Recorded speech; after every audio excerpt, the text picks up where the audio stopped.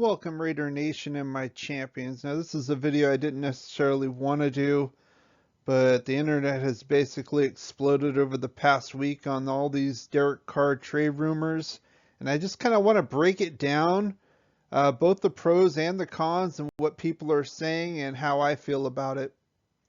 Now I did touch upon this on Monday's video reviewing Mike Mayock's interview at the Senior Bowl, but given all the hype of the past week, I felt the need to go into a little bit more detail on it. So we'll start with the arguments on why he should stay with the Raiders. Now, these are his stats every year since his rookie year in 2014. He made the playoffs once in 2016. And I highlighted the years in green. That's under the Gruden regime. And you can notice a few things here. Completion percentage has gone up. He's hovering around 70%. Yards have gone up. He's been over 4,000 yards 3 straight years.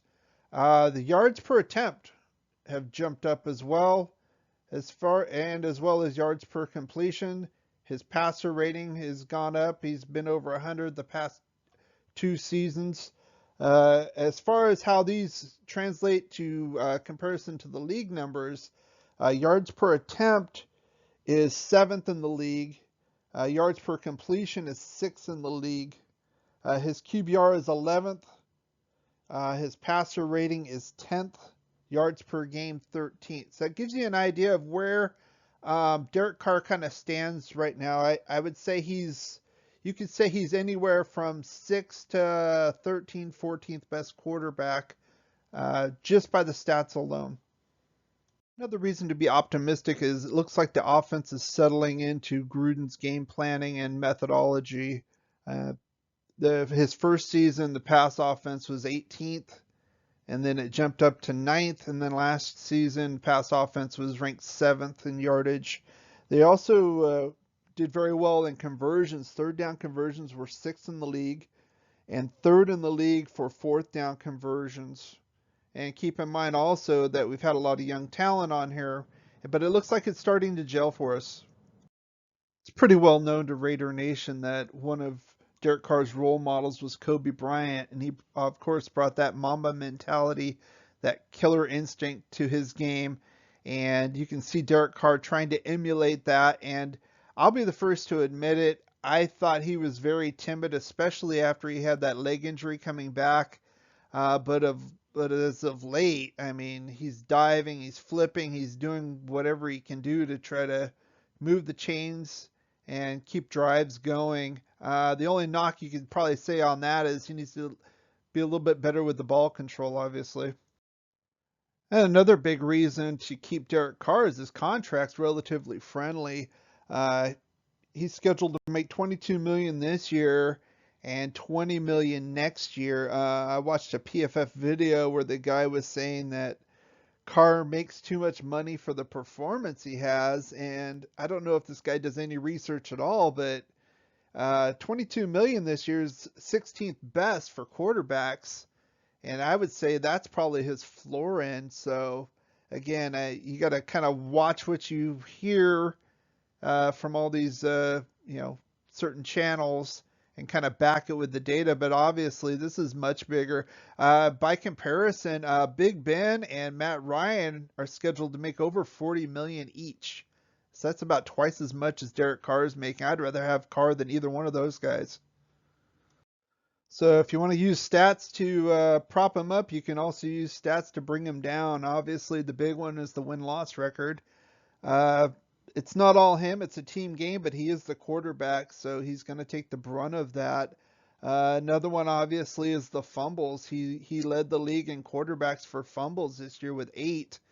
I don't know what's going on, if his hands are too small, he needs better gloves, but it always seems like he kind of fumbles the ball, even when they're not recorded fumbles, when they're actually recovered. Those are recovered fumbles, actually. It seems that he loses the ball like he's running out of bounds, so there's something that needs to be done with that. And then the other stat that concerns me, and you can attribute to him, but I think it's more towards Gruden and the play calling, is the red zone offense. It was ranked 23rd in the league. You could see kind of this is once you get in the red zone, the percentage chance of actually getting a touchdown.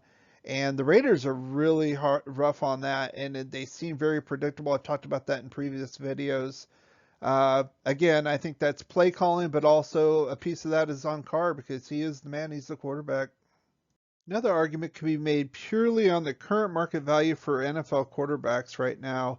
As I talked about in my Monday video analyzing the Matt Stafford Jared Goff trade, and I'll put a link in the description below if you haven't caught that.